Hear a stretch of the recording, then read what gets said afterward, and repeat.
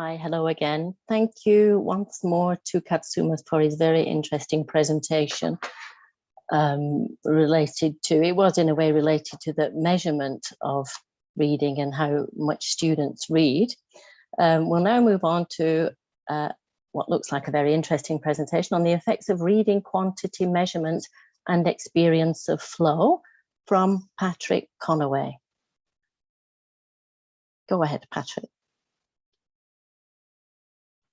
Okay, first I need to unmute myself. All right, that's done. Good. So hello, everybody, and thank you for stopping in for my presentation.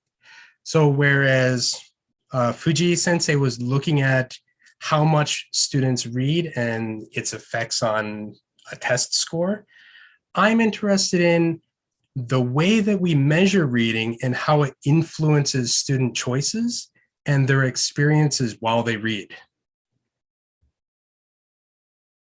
And let me go back, that experience of something called flow. So before I go any further, I should probably talk about what flow is.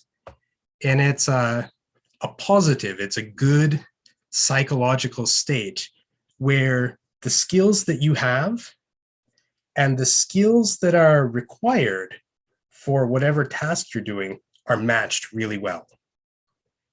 So that you are in the moment. You've probably heard this as being in the zone. On this illustration here, at the bottom, it shows our skill level going from low to high, and the skill level or the challenge level going from low to high. So that challenging activity that's not too challenging, it's called flow. But for us in extensive reading, I think it's also something we call a home run book. Those are the books that they're not too difficult, but at the same time, they're challenging, both maybe for language or also for the contents. So instead of thinking about reading, we're just thinking about the story, thinking about the contents. Now, there's some other areas on this illustration that line up with our reading experiences as well. Anxiety, worry, these parts where the challenge outstrips the skill of the reader. We often hear that referred to as reading pain, where you painfully, slowly slog through a book, checking each word, not enjoying any of it. Now, this part at the bottom, relaxation, we generally have this as a positive word. But in this situation, because our skills are much higher than what's needed, our mind is able to drift. So when we're relaxed, we're reading something really easy, far below our skill level. We can drift, maybe do something else entirely while we're doing it. But that part where we lose track of time, those are the ones that take up all of our skill.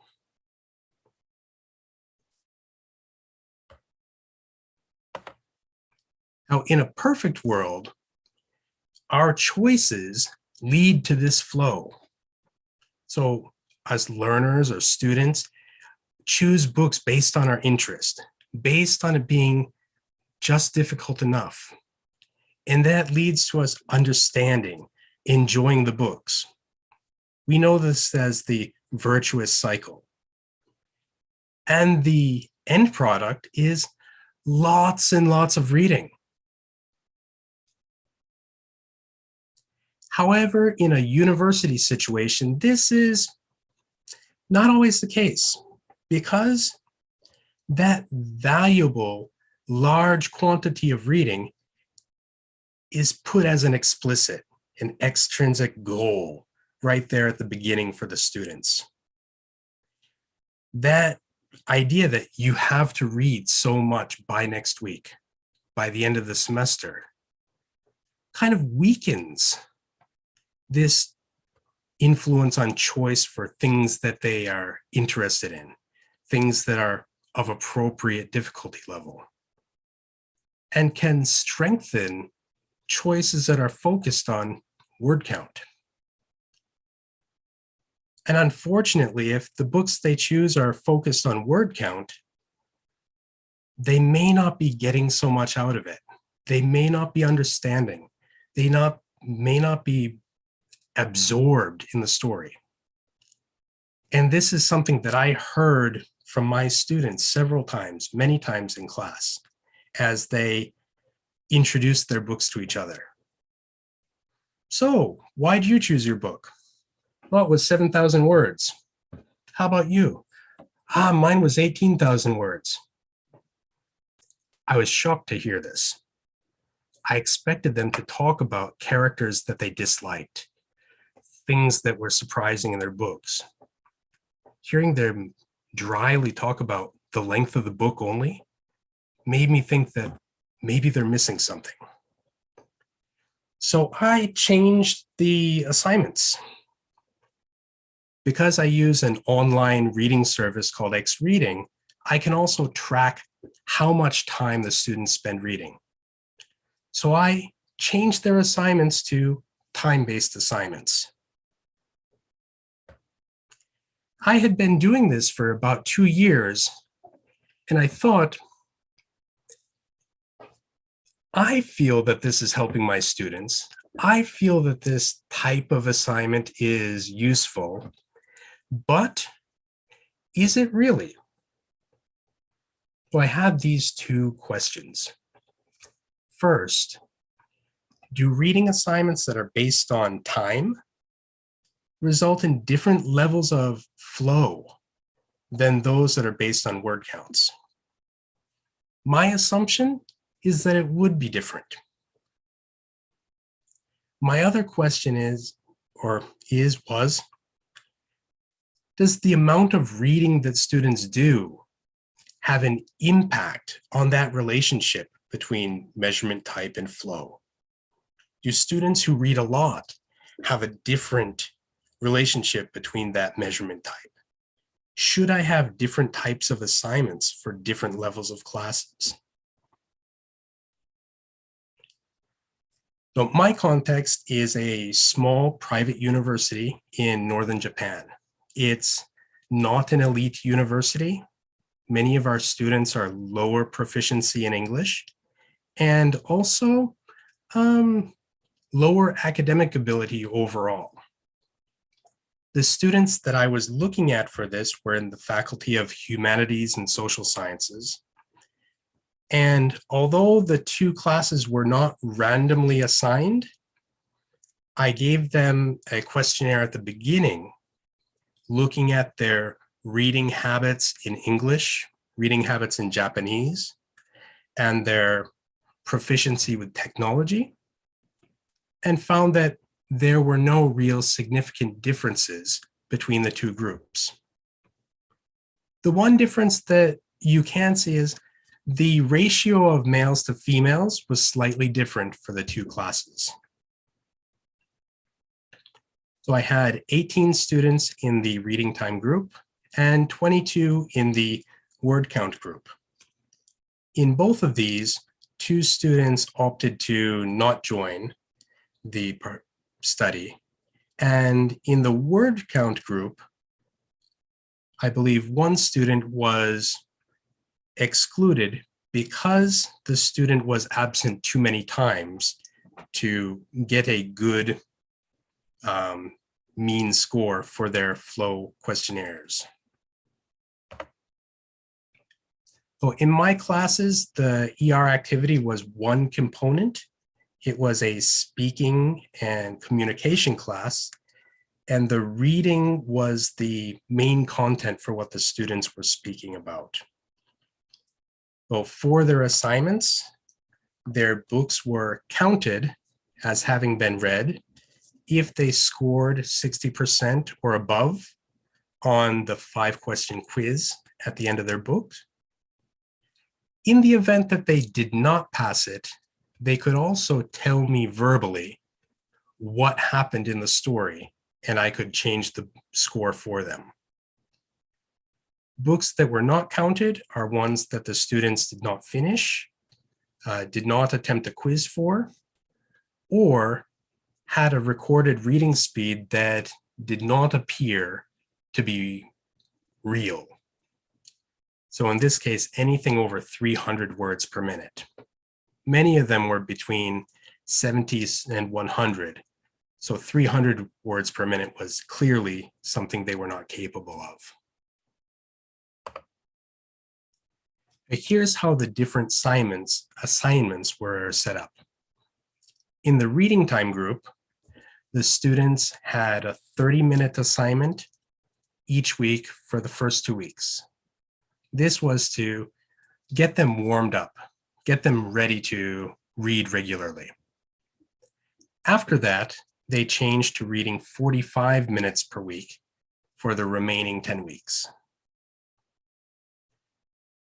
Part of the reasoning for 30 and 45 is that it's based on my university guidelines on how much homework I can assign to students. For the word count group, their warm-up 2-week period was 2,000 words of reading per week. After the warm-up period, that went up to 3,000 words per week. And this number was decided by basically multiplying the reading time by an estimated student reading speed of 70 words per minute, and then rounding it to a logical number.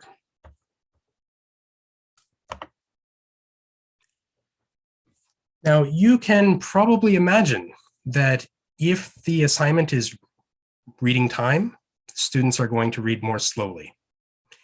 If the assignment is number of words, students are going to read more quickly in order to finish. This was the case in my group too. So on the reading time group, their average reading speed was 60 words a minute. While in the word count group, it was 86 words a minute.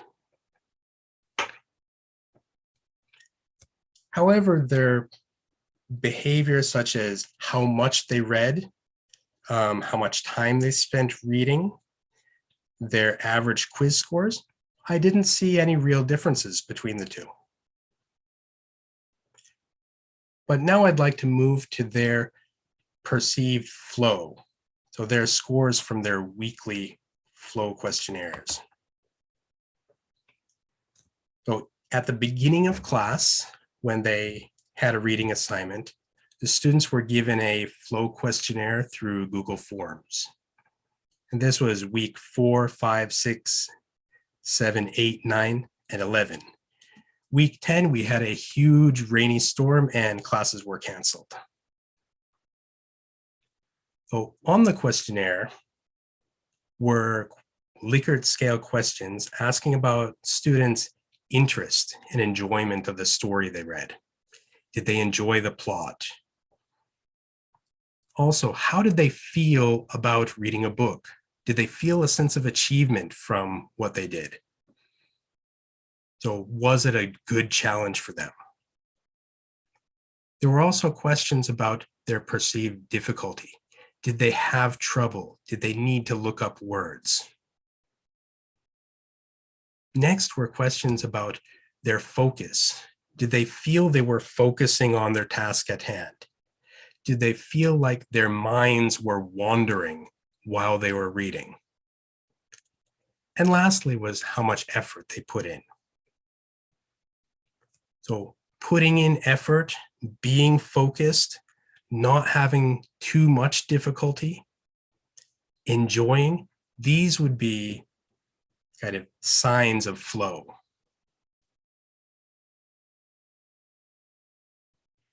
Now, when I compared the word count group and the reading time group, I didn't find any statistically significant differences for any of the items on the flow questionnaires.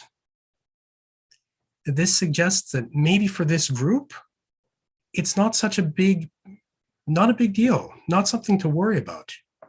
It may be easier to do word count assignments.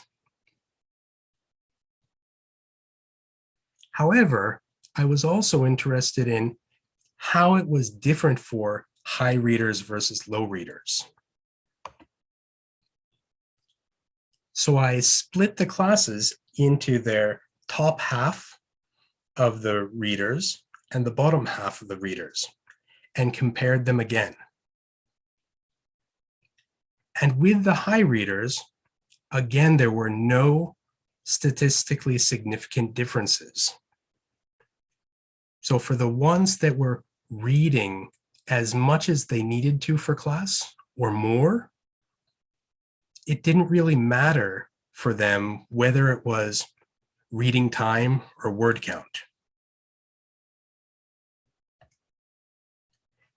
However, when I looked at my reluctant readers, the ones who often forgot to do their assignment, or they only did a little bit of reading each week, there was one area in particular that was very different between the two groups. And that was the question about being distracted. The question on the survey read, do you feel your mind is wandering when you read? This suggests that maybe for my reluctant readers, my lower proficiency readers, reading time might not have been the best choice for them.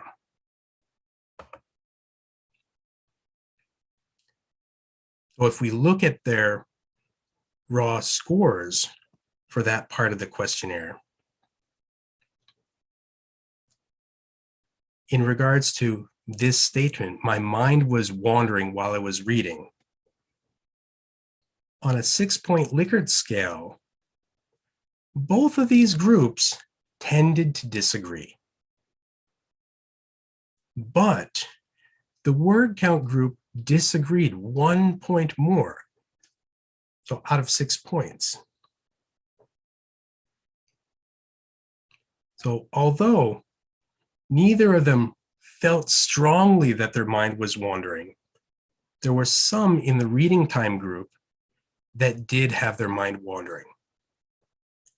I think that may have been because some of them were reading at a speed far below their true reading speed. They were finding a way to boost their amount of reading by reading artificially slowly and doing something else, such as playing a smartphone game. Actually, 2 of my students mentioned this type of behavior to me in passing last week.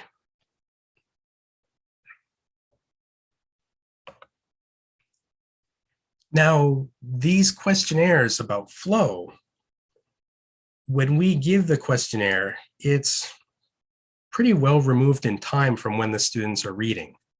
So instead of a reflection of their experience, it's more of a reflection of their memory of their experience.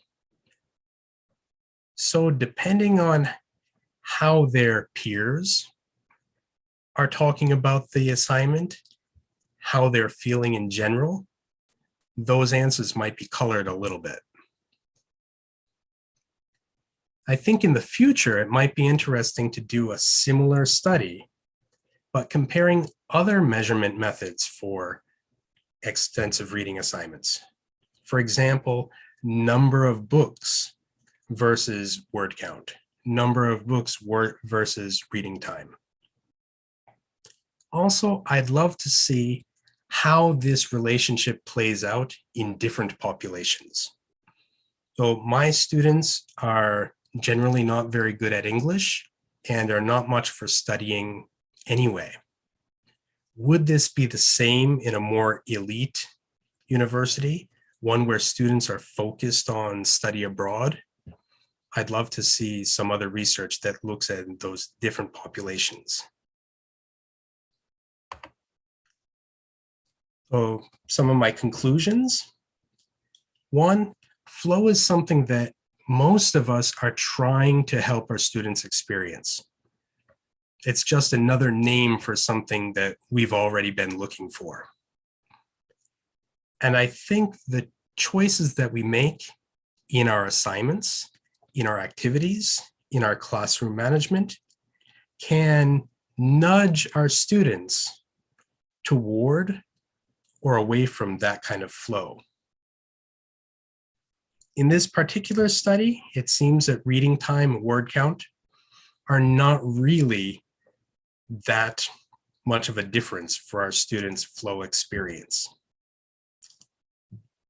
But for lower readers, those who just aren't really keen on doing assignments in general, doing it based on reading time might lead them to lose focus. It might lead them to doing other things while they're pretending to read. So for them, word count might be a little bit better. So that brings me to the end of my presentation.